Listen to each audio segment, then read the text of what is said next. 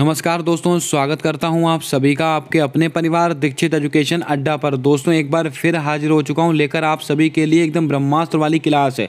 दोस्तों अगर आप कोई सा भी एक दिवसीय एग्ज़ाम देने वाले हैं, अगर आपका दोस्तों एसएससी जीडी, एसएससी सीजीएल या एसएससी सीएचएसएल के साथ यूपी पुलिस कांस्टेबल कोई सा भी एग्ज़ाम है, तो आपके लिए क्लास ब्रह्मास्त्र वाली क्लास साबित होगी।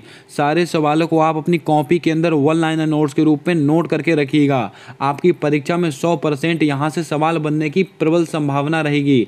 आइए दोस्तों शुरू करते हैं आज की अपनी क्लास। देखते हैं हमारा अपना पहला सवाल है। दोस्तों आज का हमारा पहला सवाल कहता है कि फीफा विश्व कप 2022 का विजेता कौन सा देश बना है। दोस्तों फीफा से संबंधित जितनी जानकारी है वो सब मैं यहाँ पर नोट कराने वाला हूँ और फीफा से आपकी परीक्षा में 101% सवाल बनने की प्रबल संभावना रहेगी। हमारा सवाल है दोस्तों, फीफा विश्व कप 2022 का विजेता कौन है। फ्रांस है, अर्जेंटीना है, क्रोएशिया है, मोरक्को है। दोस्तों आप सब अच्छी तरह से इसका आंसर जानते हैं। इसका विजेता बना है अर्जेंटीना। आइए दोस्तों फीफा विश्व कप इसका पूरा पोस्टमार्टम करते हैं, पूरी जानकारी देते हैं आपको। दोस्तों अगर आपसे पूछा जाए फीफा इसका मुख्यालय कहाँ पर स्थित है, तो आप कहेंगे ज्यूरिक में। कहाँ पर? ज्यूरिक। इसका दोस्तों मुख्यालय कहाँ पर स्थित है? ज्यूरिक में इसका मुख्यालय स्थित है। दोस्तों इसके हेड कौन है? इन्फेंटिनो। कौन है दोस्तों? इन्फेंटिनो। इन सारे सवालों को आप लिखते चलिएगा। इन्फेंटिनो ये दोस्तों इसके वर्तमान में हेड हैं। अगर दोस्तों आपसे प्रश्न में कहा जाए इसकी दोस्तों शुभंकर क्या है, इसका शुभंकर बताया गया था लाइफ इसका शुभंकर है 2022 का। दोस्तों कौन सी फुटबॉल से ये खेला गया था? अल रहेला। दोस्तों क्या है? अल रहेला ये फुटबॉल का नाम है। और दोस्तों ये किस कंपनी ने बनाई थी? इसको एडिडास कंपनी ने बनाया था। इसको भी आपको नोट करके रखना है। और दोस्तों इसका टाइटल स्पॉन्सर कौन है? बायजूस। कौन दोस्तों? बायजूस दोस्तों इसका टाइटल स्पॉन्सर है। अगर दोस्तों आपसे कहा जाए कि फाइनल मैच कौन से दोस्तों स्टेडियम में खेला गया? लुसेल। कौन से दोस्तों? लुसेल। दोस्तों जो फाइनल मैच है वो लुसेल स्टेडियम में खेला गया था। विजेता कौन बना है? अर्जेंटीना बना है, आप सबको पता है। दोस्तों अगर हम बात करें 2018 में, अगर आपसे कहा जाए कि 2018 में कौन जीता था, तो आप कहेंगे फ्रांस जीता था 2018 के अंदर। कौन? फ्रांस। अगर दोस्तों आपसे कहा जाए, इतनी जानकारी सबको है दोस्तों, इस बार का कहाँ हुआ था? ये दोस्तों कतर दोहा में हुआ था, आप सबको पता है। कहाँ पर? कतर के अंदर आयोजित हुआ था 2022 वाला। अब दोस्तों बात करते हैं कुछ और नए सवालों को लेकर, कुछ और महत्वपूर्ण सवालों को लेकर। अगर आपसे दोस्तों कहा जाए कि गोल्डन बॉल, अगर आपसे कहा जाए कि गोल्डन बॉल ये किसने जीती? ये मेसी ने जीती है। लियोन मेसी ने जीती गोल्डन बॉल। अगर आपसे प्रश्न में कहा जाए गोल्डन बूट ये दोस्तों किसने जीता है? ये जीता दोस्तों एमबी ने। कौन दोस्तों? एमबीपे। दोस्तों इनका नाम आप ऐसे नोट करेंगे पूरा। एमबीपे इनका नाम है दोस्तों। क्या है? एमबीपे। इसको आप ध्यान से नोट करेंगे। कहाँ के रहने वाले हैं? फ्रांस के रहने वाले हैं। अब दोस्तों गोल्डन ग्लव्स ये दोस्तों किसने जीता है? तो यहाँ पर इसको मैं लिख देता हूँ, गोल्डन ग्लव्स। दोस्तों गोल्डन ग्लव्स ये दोस्तों किसने जीता है? तो आपको नोट करके रखना है, मार्टिनेज इन्होंने जीता है। इतनी जानकारी दोस्तों आपको होनी चाहिए फीफा से संबंधित। उम्मीद करता हूँ आपने सारी जानकारी को यहाँ से नोट कर लिया होगा। आइए दोस्तों एक बार फिर से मैं सारी जानकारी को दोहराता हूँ आपके लिए। फीफा विश्व कप 2022 इसका विजेता कौन है? अर्जेंटीना है। किसको हराकर बना है? फ्रांस को हराकर बना है। दोस्तों कहाँ पर हुआ था ये? इसका मुख्यालय कहाँ पर है? ज्यूरिक में है। दोस्तों इसके हेड कौन है? इन्फेंटिनो है। और दोस्तों इसका शुभंकर क्या है? लाइफ। और दोस्तों कौन सी फुटबॉल से खेला गया है? अल रहेला। और किस कंपनी ने इसको बनाया है? एडिडास कंपनी ने बनाया है। और दोस्तों इसका टाइटल स्पॉन्सर कौन है? बायजूस। और दोस्तों जो फाइनल मैच खेला गया है वो कौन से स्टेडियम में खेला गया है? लुसेन स्टेडियम में खेला गया है। इस बार का दोस्तों कहां पर हुआ? ये कतर दोहा में हुआ है। 2018 का विजेता कौन था? फ्रांस था। और दोस्तों गोल्डन बॉल किसने जीती है? मेसी ने जीती है। गोल्डन बूट किसने जीते हैं? एमबीपी ने जीते हैं। एमबीपी ने जीते हैं। और गोल्डन ग्लव्स किसने जीता? मार्टिनेज ने जीता है। इतनी जानकारी दोस्तों आप नोट करके रखिएगा, इससे सवाल बाहर नहीं जाएगा आपकी परीक्षा में। दोस्तों अब आप कमेंट कर बताएं कि 2026 के जो फीफा विश्व कप होगा वो उसका आयोजन कहां पर होगा। इसका जवाब आपको कमेंट कर बताना है, क्योंकि यह सवाल मैंने आपको कई बार नोट कराया है। आइए दोस्तों बढ़ते हैं अपने अगले सवाल की ओर। दोस्तों आज का हमारा अगला सवाल कहता है कि मिसेज वर्ल्ड 2022 का खिताब किसने जीता है? खुशी पटेल ने जीता है, सिनाता चौहान ने जीता है, हरनाज संधू ने जीता है या सरगम कौशल ने जीता है? क्या होगा आपका सही जवाब, जल्दी से बताएं। एकदम लल्लन टॉप सवाल है आपकी परीक्षा को लेकर। दोस्तों मिसेज वर्ल्ड 2022 इसका खिताब किसने जीता है? तो आपको नोट करके रखना है, ये सरगम कौशल ने जीता है। आपका ऑप्शन नंबर सी बिल्कुल सही जवाब होगा। दोस्तों ध्यान में रखिएगा, ये दूसरी भारतीय महिला हैं जिन्होंने ये किताब जीता है। कौन सा दोस्तों? Mrs World 2022। और ये कहाँ की रहने वाली है? जम्मू कश्मीर की। इसको भी आप नोट कर लें। कहाँ की रहने वाली है? जम्मू कश्मीर। ये दोस्तों जम्मू कश्मीर की रहने वाली हैं, इसको भी आपको नोट करके रखना है। अब बात करते हैं ऑप्शंस को लेकर। दोस्तों यहाँ पर ऑप्शन में दिया है खुशी पटेल, इन्होंने क्या जीता है? Miss India. इसको आप ऐसे लिखिएगा, miss India, miss India world wild. अगर आपसे कहा जाए कि मिस इंडिया वर्ल्ड वाइल्ड 2022 इसका खिताब किसने जीता? ये खुशी पटेल ने जीता है। इसको आप नोट करके रखें। कहाँ की रहने वाली हैं? ये राजस्थान की रहने वाली हैं। अगर दोस्तों आपसे प्रश्न में कहा जाता कि मिस इंडिया वर्ल्ड, दोस्तों यहाँ पर वर्ल्ड वाइल्ड नहीं लगेगा, मिस इंडिया वर्ल्ड। दोस्तों किसने जीता? ये सिनाता चौहान ने जीता था, उत्तर प्रदेश की रहने वाली थी। दोस्तों हरनाज संधू, इन्होंने दोस्तों मिस यूनिवर्स का खिताब जीता है। और कौन सी दोस्तों? तीसरी महिला है जिन्होंने मिस यूनिवर्स का खिताब जीता है। अब दोस्तों आप कमेंट कर बताएं कि हरनाज संधू कहाँ की रहने वाली हैं। जल्दी से इसका जवाब आपको कमेंट कर बताना है। दोस्तों आपको बता दें, ये मिस यूनिवर्स की प्रतियोगिता कहाँ पर हुई थी? इजराइल में हुई थी। कहाँ पर? इजराइल में। इजराइल में हुई थी। इसको भी आप नोट करके रखें। उम्मीद करता हूं आपने सारे प्रश्नों को नोट कर लिया होगा। आइए बढ़ते हैं अपने अगले सवाल की ओर। दोस्तों आज का हमारा अगला सवाल कहता है कि भारत ने किस देश को डॉर्नियर 228 विमान सौंपा है? यह सवाल भी अपने आप में बहुत ही लल्लन टॉप सवाल है। जापान को दिया है, श्रीलंका को दिया है, इंडोनेशिया को दिया है कि बांग्लादेश को दिया है? क्या होगा आपका सही जवाब, जल्दी से बताएं। दोस्तों भारत ने किस देश को डॉर्नियर 228 विमान सौंपा है? तो आपको ध्यान में रखना है, ये दोस्तों श्रीलंका को दिया है। आपका ऑप्शन नंबर बी बिल्कुल सही जवाब होगा। इसके ऊपर आप स्टार लगाकर इसको नोट करेंगे। दोस्तों श्रीलंका अति महत्वपूर्ण। भारत और श्रीलंका के बीच में दोस्तों कौन सा युद्धाभ्यास होता है? मित्र शक्ति। अगर आपसे कहा जाए कि भारत और श्रीलंका के बीच में कौन सा युद्धाभ्यास होता है? ये मित्र शक्ति युद्धाभ्यास होता है। एक दोस्तों सिलीनेक्स, ये किसके बीच में होता है? ये भी भारत और श्रीलंका के बीच में होता है। इसको भी आपको ध्यान में रखना है। दोस्तों श्रीलंका, इसके नए प्रधानमंत्री कौन बने हैं? तो आपको नोट करके रखना है, दिनेश गुणवर्धने। दिनेश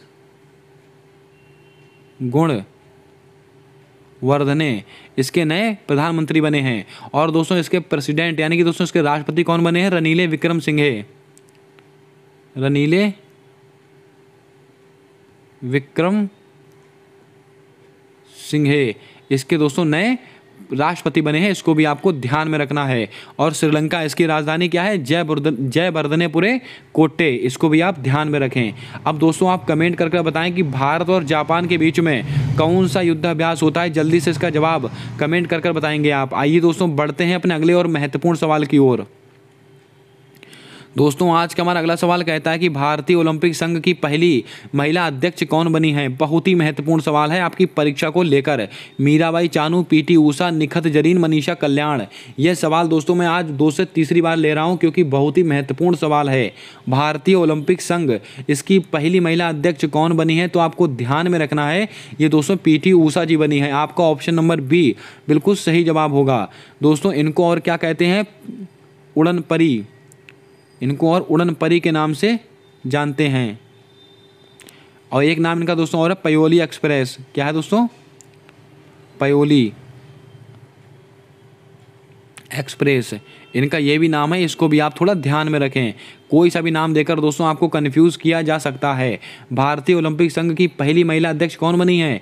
उड़न परी के नाम से जानी जाने वाली पीटी ऊषा जी बनी है। इसको आप ध्यान करके रखें। अगर दोस्तों आपसे प्रश्न में कहा जाता 2022 का सर्वश्रेष्ठ मतलब महिला फुटबॉलर ऑफ द ईयर कौन बना है? महिला फुटबॉलर ऑफ द ईयर, महिला फुटबॉलर ऑफ द ईयर, महिला फुटबॉलर ऑफ द ईयर ये दोस्तों कौन बना है? ये मनीषा कल्याण जी बनी है, इसको भी आपको नोट करके रखना है। दोस्तों मीराबाई चानू का संबंध किससे है? वेट लिफ्टिंग से। निखत जरीन बॉक्सिंग से संबंधित हैं, इसको भी आपको ध्यान में रखना है। हमारा सही जवाब होगा पीटी ऊषा, इसको आप नोट कर लें। आइए दोस्तों बढ़ते हैं अपने अगले और महत्वपूर्ण सवाल की ओर। दोस्तों महिला फुटबॉलर ऑफ द ईयर कौन बनी है? दोस्तों मैंने अभी आपको बताया था, मनीषा रामदास बनी है, मनीषा कल्याण बनी है, एलिना रिवाकीना बनी कि एशले बार्टी बनी है। क्या होगा आपका सही जवाब? जल्दी से बताएं। दोस्तों महिला फुटबॉलर ऑफ द ईयर 2022 कौन बनी है? तो मैंने आपको बताया है कि मनीषा कल्याण बनी है। और फुटबॉल महासंघ के वर्तमान में दोस्तों अध्यक्ष कौन बनाए गए हैं? कल्याण चौबे। कल्याण चौबे जी बनाए गए हैं, इसको भी आपको ध्यान में रखना है। दोस्तों ये सवाल मैंने आपको क्यों बताया, आप क्योंकि यहाँ पर कंफ्यूज हो सकते थे मनीषा रामदास में। दोस्तों इनको क्या बनाया गया है? बैडमिंटन ऑफ द ईयर, महिला बैडमिंटन ऑफ द ईयर इनको बनाया गया दोस्तों, महिला बैडमिंटन ऑफ द ईयर। दोस्तों महिला बैडमिंटन ऑफ द ईयर 2022 ये दोस्तों किसको बनाया गया है? ये मनीषा रामदास को बनाया गया है। लेकिन महिला फुटबॉलर ऑफ द ईयर कौन बनी? मनीषा कल्याण। दोस्तों फुटबॉल महासंघ के अध्यक्ष कौन है? कल्याण चौबे। दोस्तों कल्याण यहाँ पर आ रहा है, तो दोस्तों फुटबॉल वाला कौन हो गया? मनीषा कल्याण। बाकी बचा दोस्तों रामदास, ये किसका? बैडमिंटन से संबंधित है, इसको भी आपको ध्यान में रखना है। दोस्तों जल्दी से वीडियो को लाइक कर दें और चैनल को सब्सक्राइब करके बेल वाला आइकन ध्यान से दबा दें, क्योंकि दोस्तों आने वाली सारी वीडियोज़ के अपडेट आप तक आसानी से पहुंचते रहे। आप कोई सा भी एक दिवसीय एग्जाम देने वाले हों, आप सभी के लिए वीडियो अति महत्वपूर्ण साबित होगी। सारे सवालों को आप अपनी कॉपी के अंदर वन लाइनर नोट्स के रूप में नोट करते चलें। आइए दोस्तों बढ़ते हैं अपने अगले सवाल की ओर। हमारा अगला सवाल कहता है कि SDG नंबर 2 से संबंधित लक्ष्य कौन सा है? लगाइएगा स्टार, आपकी परीक्षा वाला सवाल, यानी कि दोस्तों सस्टेनेबल डेवलपमेंट गोल। कमेंट कर बताएं दोस्तों कितने गोल हैं सस्टेनेबल डेवलपमेंट के, इसका जवाब आपको कमेंट कर बताना है। हमसे सवाल पूछा गया है कि गोल नंबर 2 किससे संबंधित है? गरीबी का खात्मा, कोई भूखा ना रहे, सब स्वस्थ रहें, या बेहतर शिक्षा। क्या होगा आपका सही जवाब? जल्दी से बताएं। अति महत्वपूर्ण सवाल है आपकी परीक्षा को लेकर। दोस्तों आपको बता दें SDG नंबर 2 इसका संबंध किससे है? तो आप कहेंगे कोई भूखा ना रहे। आपका ऑप्शन नंबर बी बिल्कुल सही जवाब होगा। अगर दोस्तों आपसे कहा जाए कि गरीबी का खात्मा यानी कि नो पॉवर्टी, दोस्तों ये क्या पहला नंबर का गोल है। फिर क्या? Zero hunger. जब हम दोस्तों हो जाएंगे जीरो हंगर, तो दोस्तों क्या नंबर 3 स्वस्थ, तो हम स्वस्थ रह जाएंगे। और फिर बेहतर शिक्षा नंबर 4, और दोस्तों लिंग के प्रति समानता नंबर 5। इन सब चीज़ों को आप नोट करके रखें। यानी कि दोस्तों गोल नंबर 1 हमारा क्या है? गरीबी का खात्मा करना। पहले गरीबी का खात्मा होगा, उसके बाद नंबर 2 जब गरीबी खत्म हो जाएगी तो हम अपना पेट पाल लेंगे, हम भूखे नहीं रहेंगे, यानी कि जीरो हंगर। उसके बाद जब हम भूखे नहीं रहेंगे तो दोस्तों हमारा स्वास्थ्य अच्छा रहेगा, यानी कि गुड हेल्थ, यानी कि दोस्तों good health and well being. और दोस्तों नंबर 4 का गोल कौन सा है? जब हम स्वस्थ रहेंगे तो हम अच्छी शिक्षा प्राप्त कर सकेंगे। नंबर 4 गोल कौन सा है? शिक्षा से संबंधित है। और नंबर 5वां गोल दोस्तों कौन सा है? जब हम शिक्षित हो जाएंगे तो लिंग के प्रति हम भेदभाव नहीं करेंगे, उसको समान रखेंगे, हम समानता बना के रखेंगे। इन 5 गोल को आप नोट करके रखें, बहुत ही महत्वपूर्ण गोल हैं। अब आप कमेंट कर बताएं दोस्तों कितने गोल निर्धारित किए गए हैं सरकार के द्वारा, इसका जवाब आपको कमेंट कर बताना है। आइए दोस्तों बढ़ते हैं अपने अगले प्रश्न की ओर। दोस्तों आज का हमारा अगला सवाल कहता है कि फीफा अंडर 17 महिला विश्व कप का आयोजन नहीं हुआ है। बहुत ही लल्लन टॉप सवाल है दोस्तों। फीफा अंडर 17 महिला विश्व कप का आयोजन कहां पर नहीं हुआ है? भुवनेश्वर में नहीं हुआ है, गोवा में नहीं हुआ है, नवी मुंबई में नहीं हुआ है, कि मध्य प्रदेश में नहीं हुआ है? क्या होगा आपका सही जवाब? जल्दी से बताएं।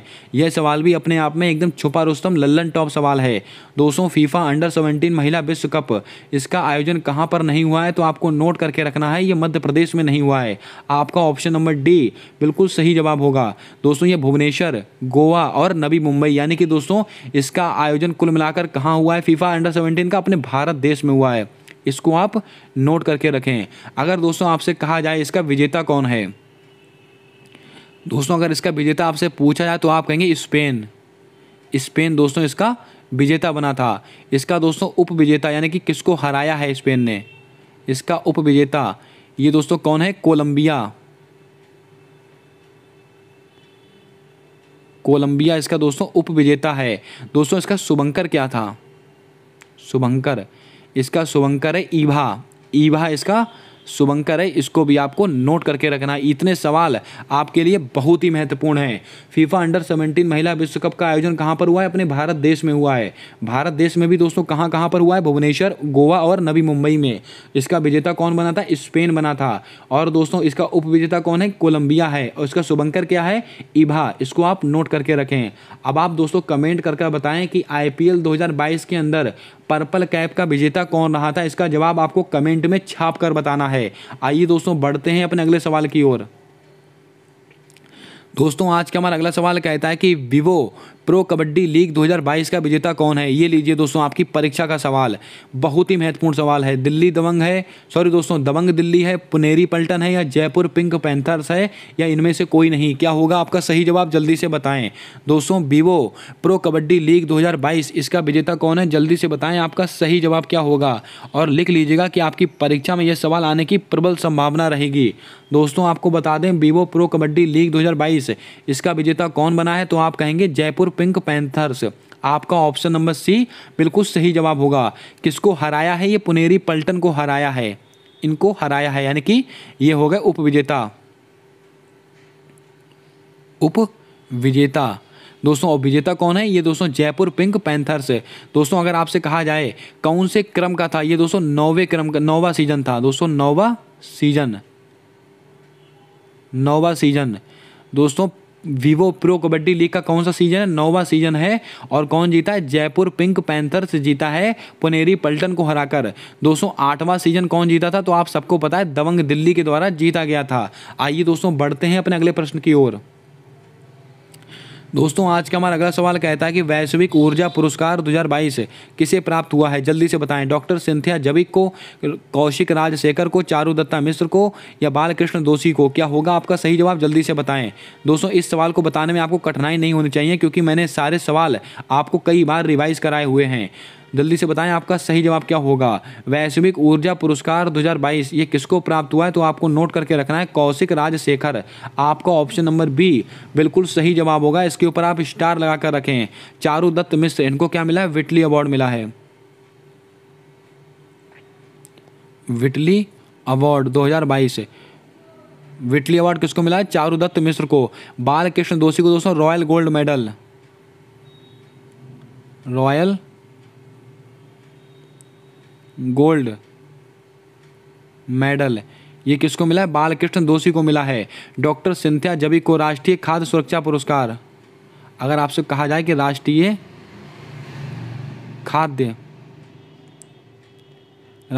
खाद्य पुरस्कार ये दोस्तों किसको मिला है? तो आपको नोट करके रखना है, ये मिला है दोस्तों डॉक्टर सिंथिया जबिक को। अब आप कमेंट करके बताएं कि राष्ट्रीय खाद्य सुरक्षा दिवस कब सेलिब्रेट किया जाता है? इसका जवाब आपको कमेंट कर बताना है। बहुत ही लल्लन टॉप सवाल है, कई बार मैंने आपको बताया भी है। आइए दोस्तों बढ़ते हैं अपने अगले प्रश्न की ओर। दोस्तों हमारा अगला सवाल है कि अंतर्राष्ट्रीय हॉकी महासंघ के अध्यक्ष कौन बने हैं? दिलीप तिर्की बने हैं, मोहम्मद तैयब इकराम बने हैं, रोजर बिन्नी बने हैं, कल्याण चौबे बने हैं? क्या होगा आपका सही जवाब? जल्दी से बताएं। बहुत ही छुपा रुस्तम और लल्लन टॉप सवाल है।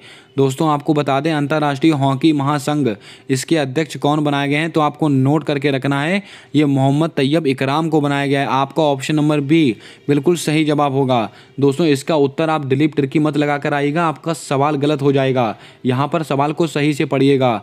अंतर्राष्ट्रीय हॉकी महासंघ आपसे पूछा है, ना कि राष्ट्रीय वाला। अगर आपसे कहें राष्ट्रीय हॉकी महासंघ, अगर दोस्तों आपसे प्रश्न में कहा जाता राष्ट्रीय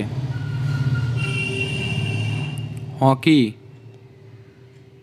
महासंघ, राष्ट्रीय हॉकी महासंघ इसके दोस्तों हेड कौन बने हैं? तो आप कहते दिलीप तिर्की साहब। लेकिन दोस्तों अंतर्राष्ट्रीय हॉकी महासंघ के अध्यक्ष कौन बने हैं? मोहम्मद तैयब इकराम। इसको आप नोट करके रखें। दोस्तों रोजर बिन्नी को कौन बनाए हैं? बीसीसीआई के नए अध्यक्ष कौन बने हैं? रोजर बिन्नी बने हैं। कल्याण चौबे दोस्तों मैंने अभी आपको बताया है कि फुटबॉल महासंघ के नए अध्यक्ष बने हैं। आइए दोस्तों बढ़ते हैं अपने अगले सवाल की ओर। दोस्तों आज का हमारा अगला सवाल कहता है कि व्यादगी तालुक साहित्य सम्मेलन कहाँ पर आयोजित हुआ, लगाइएगा स्टार। अति महत्वपूर्ण सवाल है। केरल में, तमिलनाडु में, पश्चिम बंगाल में, महाराष्ट्र में, क्या होगा आपका सही जवाब, जल्दी से बताइएगा। दोस्तों व्यादगी तालुक साहित्य सम्मेलन, इसका आयोजन कहाँ पर हुआ है तो आपको नोट करके रखना है, ये तमिलनाडु के अंदर हुआ है। आपका ऑप्शन नंबर बी बिल्कुल करेक्ट जवाब होगा। लेकिन दोस्तों आपसे कहा जा सकता है कि किस भाषा के लिए हुआ है। भाषा इसकी बहुत ही महत्वपूर्ण है। भाषा, इसकी भाषा है कन्नड़। अगर आपसे प्रश्न में कहा जाए कि व्यादगी तालुक साहित्य सम्मेलन किस भाषा से संबंधित है तो आप कहेंगे कन्नड़ भाषा से संबंधित है। और दोस्तों ये कहाँ पर आयोजित हुआ है, ये दोस्तों तमिलनाडु में आयोजित हुआ है। दोस्तों भारत में कुल कितनी शास्त्रीय भाषाएं हैं, भारत में कुल 6 शास्त्रीय भाषाएं हैं। दोस्तों मैंने आपको कई बार नोट कराया है, कौन कौन सी, तमिल हो गई, तेलुगु, कन्नड़, उड़िया, मलयालम, संस्कृत, ये सब दोस्तों कौन है, ये सब शास्त्रीय भाषाएं हैं। इसको आप नोट करके रखें। आइए दोस्तों बात करते हैं अपने अगले प्रश्न की ओर। दोस्तों आज का हमारा अगला सवाल कहता है कि श्री चंद्रशेखरेंद्र सरस्वती राष्ट्रीय श्रेष्ठता पुरस्कार 2022 किसको मिला है। ये सवाल भी मैंने दोस्तों आपको नोट कराया था, जल्दी से बताएं। द्रौपदी मुर्मू को मिला है, जगदीप धनखड़ को मिला है, वेंकैया नायडू को मिला है, विनय मोहन क्वात्रा को मिला है। क्या होगा आपका सही जवाब, जल्दी से बताएं। श्री चंद्रशेखरेंद्र सरस्वती राष्ट्रीय श्रेष्ठता सम्मान 2022 ये किसको प्राप्त हुआ है तो आपको नोट करके रखना है, ये वेंकैया नायडू को मिला है। आपका ऑप्शन नंबर सी बिल्कुल सही जवाब होगा। हमारे पूर्व उपराष्ट्रपति कौन दोस्तों, वेंकैया नायडू, इनको मिला है श्री चंद्रशेखरेंद्र सरस्वती राष्ट्रीय श्रेष्ठता सम्मान। अति महत्वपूर्ण सवाल है, इसके ऊपर आप वेरी इंपॉर्टेंट लगाकर इसको रखेंगे, आपकी परीक्षा में आने वाला सवाल हो सकता है ये। दोस्तों बात करते हैं ऑप्शंस को लेकर। द्रौपदी मुर्मू कौन है, हमारी राष्ट्रपति हैं। दोस्तों किसको हराकर बनी, यशवंत सिन्हा को हराकर बनी है, यशवंत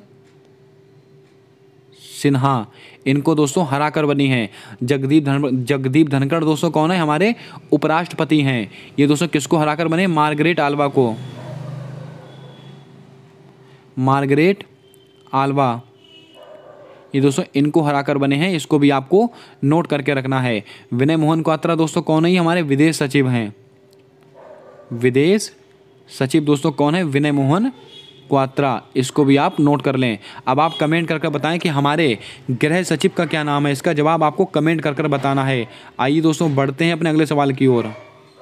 दोस्तों आज का हमारा अगला सवाल है कि जीन बैंक परियोजना का संबंध किस राज्य से है, उत्तराखंड से, केरल से, हरियाणा से या महाराष्ट्र से। क्या होगा आपका सही जवाब, जल्दी से बताएं। बहुत ही लल्लन टॉप सवाल है आपकी परीक्षा को लेकर। जीन बैंक परियोजना, इसका संबंध किस राज्य से है तो आपको नोट करके रखना है, इसका संबंध है महाराष्ट्र से। आपका ऑप्शन नंबर डी बिल्कुल सही जवाब होगा। दोस्तों एक ना एक योजना आपके परीक्षा में जरूर आएगी। दोस्तों बात करते हैं उत्तराखंड को लेकर, इससे संबंधित क्या, हिम प्रहरी योजना, कौन सी दोस्तों, हिम प्रहरी योजना, इसका संबंध दोस्तों किससे है, उत्तराखंड से है। इसको भी आप ध्यान में रखें। केरल मेडिसेफ, बहुत ही महत्वपूर्ण सवाल। अगर आपसे कहा जाए कि मेडिसेफ योजना ये किस राज्य की योजना है, केरल की, हरियाणा की। दोस्तों हरियाणा की जल्दी से योजना बताएं कौन सी योजना है, बहुत ही महत्वपूर्ण सवाल है आपकी परीक्षा को लेकर। दोस्तों त्रिपुरा की दोस्तों 2 योजनाएं थी, 4 श्रमिक कल्याण योजना और दोस्तों learn with earn with learn योजना, इसको भी आप थोड़ा ध्यान में रखें। यह सवाल भी बहुत ही महत्वपूर्ण है। आइए दोस्तों बात करते हैं अपने अगले सवाल की ओर। दोस्तों आज का हमारा अगला सवाल कहता है कि केंद्र राज्य के मध्य में शक्ति का बंटवारा की अनुसूची कौन सी है। अति महत्वपूर्ण सवाल है। अनुसूची 6, अनुसूची 7, अनुसूची 8, अनुसूची 9, क्या होगा आपका सही जवाब, जल्दी से बताएं। दोस्तों केंद्र राज्य के मध्य शक्ति का बंटवारा, इसका उल्लेख किस अनुसूची में है तो आपको नोट करके रखना है। इसका उल्लेख है अनुसूची 7 के अंदर। आपका ऑप्शन नंबर बी बिल्कुल करेक्ट जवाब होगा। आइए दोस्तों ऑप्शंस को लेकर बातें करते हैं। दोस्तों कुछ अनुसूचियां आपको रटी हुई होनी चाहिए, आपकी परीक्षा के लिए अति महत्वपूर्ण अनुसूची है। दोस्तों अनुसूची 6, इसमें 4 राज्यों का उल्लेख है। कौन कौन से राज्य, असम, त्रिपुरा, मिजोरम और मेघालय। दोस्तों असम, त्रिपुरा, मिजोरम और मेघालय, इसको आप नोट कर लें, बहुत ही महत्वपूर्ण सवाल है। दोस्तों इन 4 राज्यों का उल्लेख किसके अंदर है? अनुसूची 6 के अंदर है। और केंद्र राज्य के मध्य शक्ति का बंटवारा कौन सा है? अनुसूची 7। दोस्तों 22 भाषाओं का उल्लेख, अगर आपसे कहा जाए कि 22 भाषाओं का उल्लेख किसके अंदर है, ये दोस्तों अनुसूची 8 में है। अनुसूची 9 किससे संबंधित है? भूमि सुधार से। भूमि सुधार, दोस्तों भूमि सुधार से संबंधित है अनुसूची 9। अब दोस्तों कौन सा संविधान संशोधन है? पहला संविधान संशोधन 1951 का संविधान संशोधन है, भूमि सुधार से संबंधित है। इसको भी आपको नोट करके रखना है। अब आप दोस्तों कमेंट करके बताएं, वेतन, भत्ते और पेंशन ये किस अनुसूची के अंतर्गत आते हैं? इसका जवाब आपको कमेंट कर बताना है। आइए दोस्तों बढ़ते हैं अपने अगले सवाल की ओर। दोस्तों आज का हमारा अगला सवाल कहता है कि भारतीय सांख्यिकी संस्थान की स्थापना कब हुई थी? 1907 में, 1942 में, 1932 में, 1931 में। क्या होगा आपका सही जवाब? जल्दी से बताएं। एकदम लल्लन टॉप सवाल है आपकी परीक्षा को लेकर। भारतीय सांख्यिकी संस्थान, इसकी स्थापना कब हुई है? तो आपको नोट करके रखना है, ये 1931 में हुई है। आपका ऑप्शन नंबर डी बिल्कुल सही जवाब होगा। दोस्तों ये सांख्यिकी संस्थान यानी स्टैटिक्स डे कब सेलिब्रेट किया जाता है? इसका जवाब जल्दी से कमेंट करके बताएं। दोस्तों आपको बता दें, पीसी महालनोबिस, पीसी महालनोबिस, दोस्तों पीसी महालनोबिस के हैप्पी बर्थडे के उपलक्ष्य में ये दिन मनाया जाता है। आप कमेंट करके बताएं कि राष्ट्रीय सांख्यिकी संस्थान दोस्तों ये कहाँ पर स्थित है? ये कोलकाता में स्थित है। इसको भी आप थोड़ा नोट कर लें, ये कोलकाता में स्थित है। स्टैटिक्स डे कब मनाया जाता है? इसका जवाब आप कमेंट कर बताएंगे। आइए दोस्तों ऑप्शंस में कुछ महत्वपूर्ण तारीखें दे रखी हैं, इनके ऊपर हम डिस्कशन कर लेते हैं। 1907 दोस्तों ये किसका स्थापना वर्ष है? टिस्को की स्थापना कब हुई है? 1907 में हुई है। और दोस्तों इसका कहाँ पर है? साक्षी झारखंड, इसको आप नोट कर लें। दोस्तों 1942 CSIR, दोस्तों इसकी स्थापना कब हुई है? 1942 में हुई है। और इसके वर्तमान में दोस्तों पहली महिला महानिदेशक कौन बनाई गई है? नल्लाथम्बी कलाई सेल्वी, इसको आप नोट करके रखें, बहुत ही महत्वपूर्ण सवाल है। 1932 दोस्तों एयर इंडिया की स्थापना कब हुई थी? 1932 में हुई है। और इसके वर्तमान में हेड कौन है? कैंपबेल। कौन दोस्तों? कैंपबेल, इसको आप नोट कर लें। उम्मीद करता हूं आपने सारे प्रश्नों को यहां से नोट कर लिया होगा, अच्छे से लिख लिया होगा। आइए दोस्तों बढ़ते हैं अपने अगले और महत्वपूर्ण सवाल की ओर। दोस्तों आज का हमारा अगला और अति महत्वपूर्ण सवाल है, पंचायत के कार्यकाल का उल्लेख किस अनुच्छेद में है? लगाइएगा स्टार, आपकी परीक्षा में यहाँ से सवाल छपने की प्रबल संभावना रहेगी। बहुत ही महत्वपूर्ण सवाल है, इसको आप सीरियसली नोट कीजिएगा। अनुच्छेद 243E, अनुच्छेद 243A या अनुच्छेद 243C या अनुच्छेद 243D। क्या होगा आपका सही जवाब? जल्दी से बताएं। एकदम लल्लन टॉप और छुपा रुस्तम सवाल है। दोस्तों पंचायत के कार्यकाल का उल्लेख ये किसके अंदर है? तो आपको नोट करके रखना है, ये अनुच्छेद 243E के अंदर है। आपका ऑप्शन नंबर ए बिल्कुल सही जवाब होगा। दोस्तों अनुच्छेद 243A, इसमें दोस्तों क्या है? इसमें ग्राम सभा का उल्लेख है। क्या है? ग्राम सभा। अगर आपसे कहा जाए ग्राम सभा का उल्लेख किसके अंदर है? अनुच्छेद 243A के अंदर है। अनुच्छेद 243C, इसमें क्या है? ये संरचना है, पंचायत की संरचना, ये अनुच्छेद 243C। अनुच्छेद 243D, इसके अंदर क्या है? ये आरक्षण से संबंधित है। क्या है? आरक्षण। ये दोस्तों आरक्षण से संबंधित है, इसको भी आप नोट कर लें। दोस्तों यहाँ पर कुछ महत्वपूर्ण जानकारी मैं आपको और देता हूँ। अगर 243G कहा जाए, अगर 243G, इसके अंदर दोस्तों क्या है? ये दोस्तों ग्राम पंचायत की शक्ति है। अगर आपसे 243I कहा जाए, 243I, तो आप क्या कहेंगे? ये दोस्तों वित्त से संबंधित है। किससे? वित्त से संबंधित है। अगर 243K आपसे कहा जाए तो ये दोस्तों चुनाव से संबंधित है। इतनी चीज़ें आपको नोट करके रखनी है, ध्यान में रखनी है। कोई सा भी सवाल आपकी परीक्षा में आ सकता है और आपके माँ बाप के सपने को पूरा कर सकता है। आइए दोस्तों बात करते हैं अपने अगले और अति महत्वपूर्ण सवाल की ओर।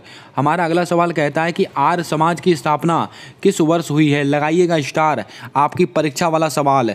1928 में हुई है, 1828 में हुई है, 1875 में हुई है या 1897 में हुई है, 1896 में हुई है। क्या होगा आपका सही जवाब? जल्दी से बताएं। दोस्तों जल्दी से वीडियो को लाइक कर दें, ऐसे ही मज़ेदार दोस्तों क्वेश्चंस के लिए। अगर दोस्तों चैनल को आपने सब्सक्राइब नहीं किया तो सब्सक्राइब करके बेल वाला आइकन ध्यान से दबा लें, क्योंकि दोस्तों आने वाली सारी वीडियोस के अपडेट आप तक आसानी से पहुंचते रहें। दोस्तों हमारा सवाल कह रहा है कि आर्य समाज इसकी स्थापना कब हुई है, तो आपको नोट करके रखना है। इसकी स्थापना हुई है 1875 में। कब हुई है? 1875। आपका ऑप्शन नंबर बी बिल्कुल सही जवाब होगा।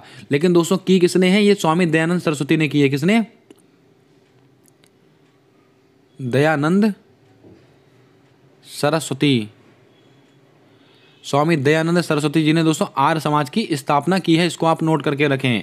दोस्तों यहाँ पर एक तारीख देके रखी हुई है 1828। इसमें दोस्तों किसकी स्थापना हुई है? ब्रह्म समाज। लगाइएगा स्टार। ब्रह्म समाज। ब्रह्म समाज की स्थापना कब हुई है? 1828 में। किसने की है? राजा राम मोहन राय। राजा राम मोहन राय। इसको आप नोट करके रखें।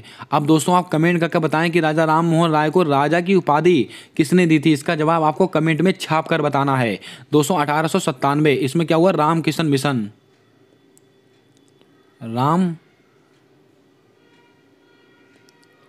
किशन मिशन। राम किशन मिशन की स्थापना किसने की थी? स्वामी विवेकानंद ने की थी। कब की थी? 1897 में।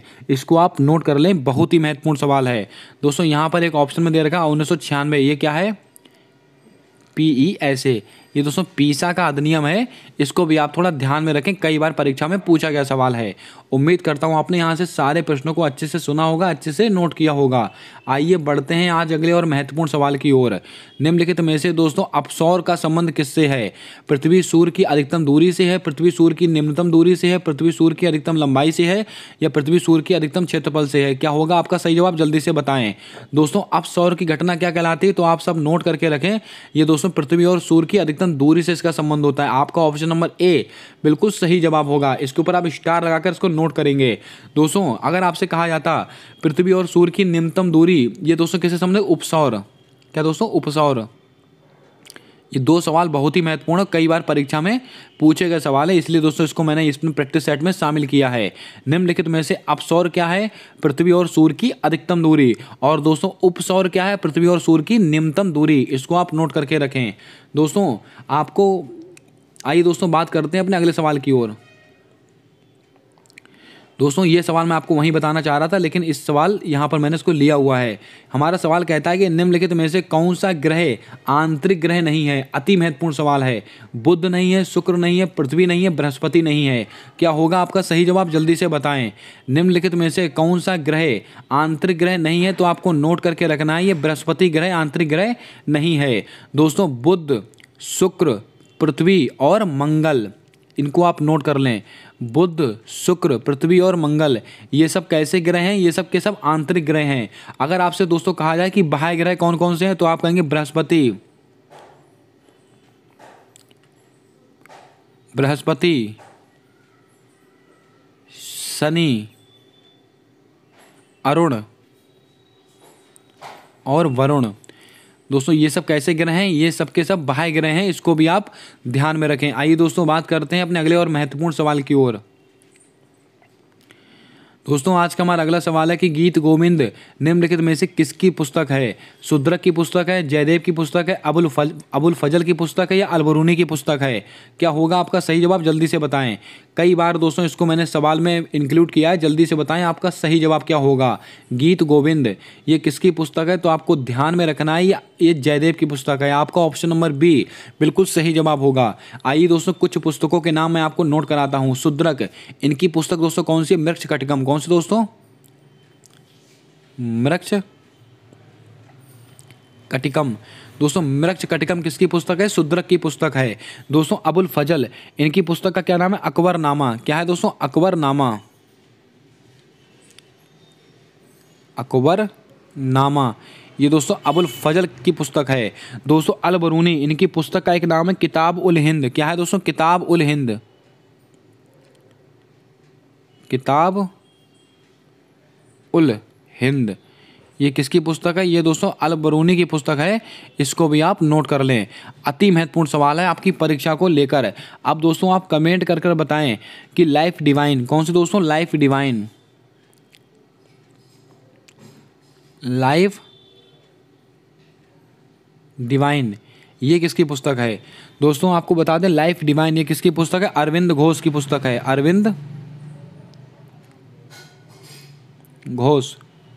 अरविंद घोष ये इनकी पुस्तक है, इसको भी आप ध्यान में रखें।